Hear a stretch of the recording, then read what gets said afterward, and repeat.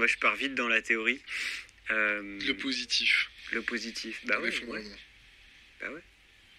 Chacun voit ce qu'il veut. Tu projettes ton imaginaire et il y en a plein qui voient ça super positif. Enfin, on va avoir un déverrouillage massif de plein de trucs qui ont empêché le monde de changer, hyper toxiques dans cette société. Ça s'effondre. C'est ce que je prends. La métaphore que je prends, c'est l'arbre. Bon, désolé, c'est encore théorique, mais t'as le gros arbre qui s'effondre dans la forêt. À un moment, on sent qu'il va partir. On lâche. Et on passe on met notre énergie dans les jeunes pousses qui suivent. Et c'est parce que le grand arbre tombe que les jeunes pousses émergent enfin à la lumière. Passons notre énergie, passons du temps dans les jeunes pousses, dans ce qui arrive, quoi. Il y a plein de gens en ce moment qui font des trucs de fous pour l'avenir, voilà. Alors, ce qui est intéressant là-dessus, positif, négatif, optimiste, pessimiste, moi je dirais on s'en fout. Ma posture, c'est ni l'un ni l'autre. Peu importe qu'on soit optimiste, pessimiste. Moi je dis toujours, ça dépend si j'ai bien dormi ou pas. Ça dépend des jours. Ce qui compte, c'est d'y aller, de faire ce que tu penses vraiment, sincèrement, qui va changer les choses, que tu as envie que ça apparaisse, quoi. Et donc tu y vas, tu le fais.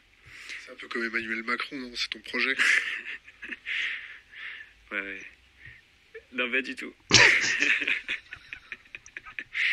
Non, quoi ton avis sur Monsieur le Président? Je n'ai pas d'avis, je m'en fous. Je n'ai pas d'avis. T'as voté aux dernières élections? Non. Comment as-tu réussi à te décider à faire des enfants dans ce contexte? Question d'Internet. Question qui revient souvent aussi. C'est ta nana qui t'a poussé, en fait. Non, on l'a fait à deux. Elle t'a dit, on fait un gamin, sinon c'est terminé. Non, pas du tout. Non, on l'a décidé ensemble. Je me souviens un moment dans ma jeunesse avoir dit que je voulais pas d'enfant et que c'était pas écologique, tout ça. C'est la tête. Je pense, pour moi en tout cas, c'est pas la tête qui a décidé. Je sais pas, c'est un truc très, très profond qui vient et ça s'est fait super naturellement. Heureusement. Ouais, non, mais pour certaines personnes, c'est pas du tout naturel. J'ai beaucoup de témoignages qui me disent de tout, en fait. Il y en a qui veulent, qui n'arrivent pas à en avoir. Il y en a qui disent, depuis que j'ai lu votre livre, que je connais cette question d'effondrement, je veux plus d'enfants. Il a même plus d'activité sexuelle. ou plus, parce que justement, c'est la fin, il faut en profiter. Il y a de tout, hein, franchement, il y a de tout. Pour les enfants, moi, je pense que... moi, ce que je crois, c'est qu'ils s'adaptent, en fait, super vite. Et comme moi, je suis plus adapté, disons, que mes grands-parents aujourd'hui, ou nos grands-parents, ils comprennent moins le monde d'aujourd'hui, la rapidité, tout ça. La plupart, en tout cas. Dans 30 ans, 2030, moi, je serai un vieux con réac, et mes enfants, mes petits-enfants, ils sauront se débrouiller dans un monde low-tech, dévasté. Moi, je serai là, merde, comment on fait? C'est comme ça que tu le vois? Bah ouais, c'est un monde low-tech dévasté. S'ils survivent jusque-là. Ouais.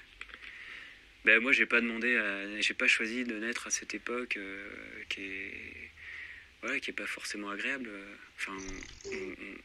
Voilà. Quel âge tu as? 39. On fait avec ce qu'on a, on se débrouille, quoi. Et eux, ils se débrouilleront aussi. Mais il y a vraiment un élan de vie qui est intéressant parce que les enfants, moi, ils m'ont renforcé dans mes convictions, dans cette pulsion de vie, d'aider les autres, de prendre soin de moi, de me connecter aux non-humains, aux sauvages. C'est pour les enfants qu'on est parti de la ville. Ils étaient jeunes, des bébés, ils commençaient à marcher, on avait envie qu'ils soient dans la forêt, tu vois. Et je pense que ça a beaucoup fait pour mon parcours, pour me stabiliser, pour me donner du sens. Moi, ça m'a donné beaucoup, ces enfants. Je pense, sans les enfants, je ne sais pas si je serais là aussi posé. C'est un sujet quand même super toxique. Bon, ils sont encore trop jeunes pour que je puisse leur parler de ça. Ils rentrent à peine, ils sont à maternelle, voilà. Mais j'hésiterai pas à en parler. Hein. Moi, l'expérience que j'ai du public jeune, ado, 14 ans, 13 ans, même j'ai fait une conférence, il y avait des enfants de 6-7 ans, pic pétrolier et tout. Bon, parmi des adultes, hein. Ça passe super bien. C'est-à-dire, on a l'impression qu'il ne faut pas leur dire, qu'il faut leur cacher, qu'il faut adoucir le discours. Pas du tout, je pense que c'est une erreur. Je pense qu'il faut leur parler cash, justement, être aligné. Et les enfants, plus que tout le monde, ils sentent quand tu es aligné ou pas. Et ils détestent qu'on leur mente et qu'on leur cache des trucs. Et plus on est franc, moi j'ai une jeune fille, il y avait un public assez âgé, peut-être 200-300 personnes, c'était en Belgique. Au premier rang, une fille, elle devait avoir 14-15 ans au maximum. Je finis ma conf et c'est le temps des questions. La première question, c'est la plus dure. 1 minute de silence. Et puis elle se lève. La première, hein, devant tout le monde. Et elle a dit merci. Moi, franchement, merci, ça me motive. Merci de votre franchise, d'avoir dit les choses. Quand je vois ce que vous faites, j'ai de l'émotion même. J'ai envie de me bouger. Et toi, tous les vieux à côté, ils étaient... Et c'est arrivé, c'est pas qu'une fois. Hein. La petite de 6 ans, le lendemain, elle racontait à ses parents, elle expliquait le pic pétrolier, que c'est génial, que ça, que... Génial. Pas c'est génial le pic pétrolier, mais c'est génial de comprendre ça. Mais c'est vrai que c'est génial. Moi, j'ai eu beaucoup de plaisir, j'ai eu des déclics intellectuels énormes.